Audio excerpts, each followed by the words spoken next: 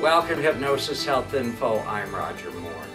I was talking with a friend at the gym about all the new folks that are showing up at the gym and have showed up, starting January 3rd, New Year's resolutions, and we were commenting how in past years most of them have disappeared by March 1st. And that's one of the problems with gym membership, folks, is you buy the membership, that doesn't mean you're going to get physically fit and get healthy. You still have to show up and do the work, and you have to continue on doing it. And we were just talking about people's reasons and motivations to exercise and why it's so hard to get into the routine. And there was an article that I saw on WebMD just the other day on January 20th of 2012 that talked about why is it so hard to exercise. And it says, you should do it, and you know why. Exercising, simply put, moving instead of sitting, is critical for safeguarding your health and setting a good example for your kids. So why does it seem so hard to get yourself moving? The truth is, you can. But knowing how and why to exercise isn't enough. You need to develop the right mindset to get and stay motivated. Change is hard. When we try to start exercising, we think of all the excuses for not doing it and all the things that have gotten in the way before. Getting fit starts to seem overwhelming, and that makes it feel stressful. Before long, we don't want to do it anymore. Here are 5 steps to get you moving in the right direction and keep you moving. Number 1 is to find personal motivation to exercise. What you need to get you up off the couch is a reason that's important to you. So one of the first things that come to my mind of what it is that motivates me to exercise is the freedom.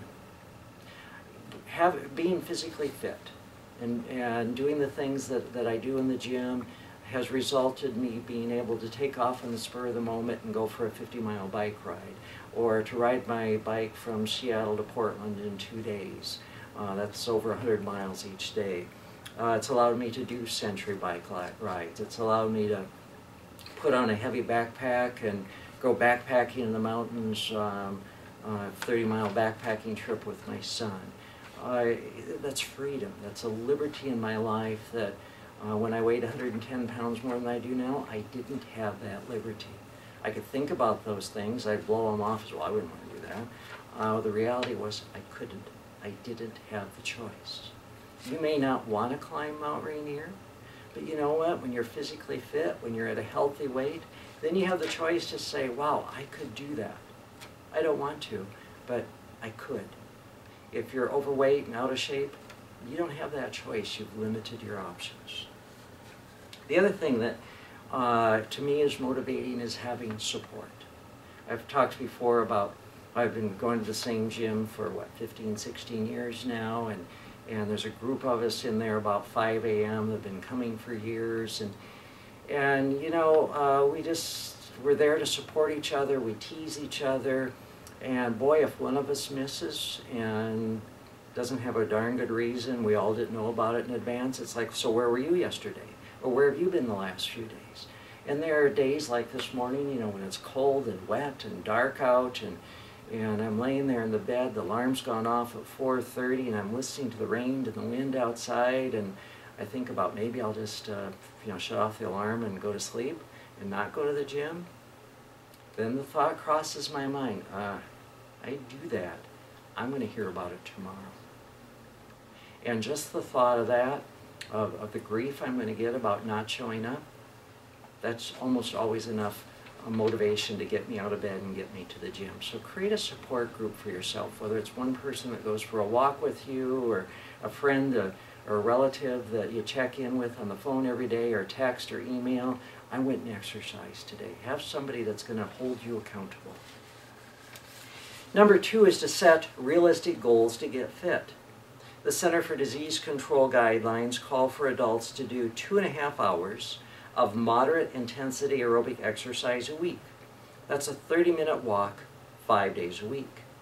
If you kick it up a notch, jogging or running, for example, it can be 15 minutes a day, 5 days a week.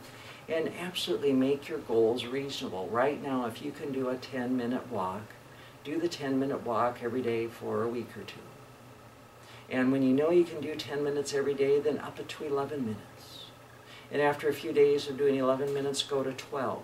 Don't go from 10 to 30 or 30 to 60. That's the great big demotivator to exercise is to have injury or to be too sore from pushing it too far. So build up in small increments. Stop thinking of it as exercise. Do something you enjoy.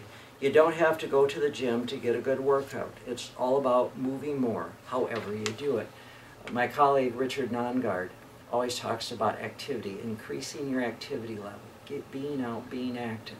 Whether it's playing with your kids, whether it's going for a bike ride, going bowling or tennis or swimming or whatever it might look like for you, going out in the garden, be active. Number 4 is plan how to fit exercise into a hectic schedule. For busy parents, a major obstacle is getting fit is lack of time. If you wait for time to open up, chances are you won't be able to squeeze in a walk or a dance class very often. So schedule it, folks. Literally put it in your Outlook calendar or whatever device you use. Put it in your paper calendar of every day at this time or these times this week, I'm going to be exercising. Whether it's going for the walk, whether it's taking a spin class or a dance class or a yoga class or going swimming, whatever it is, schedule that activity and make it part of your weekly routine. Number 5 is to bounce back from setbacks. You've set a reasonable fitness goal. You prepared for potential problems, yet somehow you still didn't make it to the gym today as you had planned. Don't let that be your downfall. Knowing how to exercise isn't just a matter of learning how to use your body to hold a yoga pose or swing a racket. It also involves learning how to use your mind to propel yourself into action and stick with a fitness routine. Start thinking of yourself as someone who exercises. Eventually, that will become your reality. So, life's going to happen, life's going to get in the way, and even though you have it on your schedule and you're going to be at yoga class or dance class, or you're supposed to meet your friends for a walk, you're going to have snow days, you're going to have sick kids or doctor's appointments or whatever it might be. Life's going to get in the way, work's going to get in the way, whatever it is, that's going to keep you from getting there. Oh well, show up the next day, pick it up, continue on.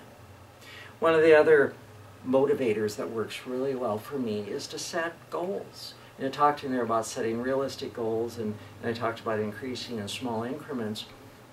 Last summer I did the Seattle to Portland bike ride with my nephew. We did it in two days. It's 204 miles.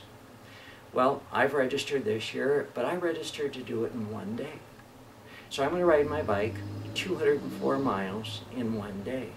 And what that's done for me is planted the seed, because I know I'm going to do it, that, well, I need to start preparing. I know right now today I could get on my bike and do a 50-mile bike ride. I could actually go do 100 miles in one day. I've done it before. I'm ready to go. I know I can do that. I know I can go on a big hike with my friend or one of the kids. I can do that right now today. I have that freedom. But 204 miles in one day, that's a big stretch for me. That's double, actually, what I've done in the past. I've never ridden that far in one day.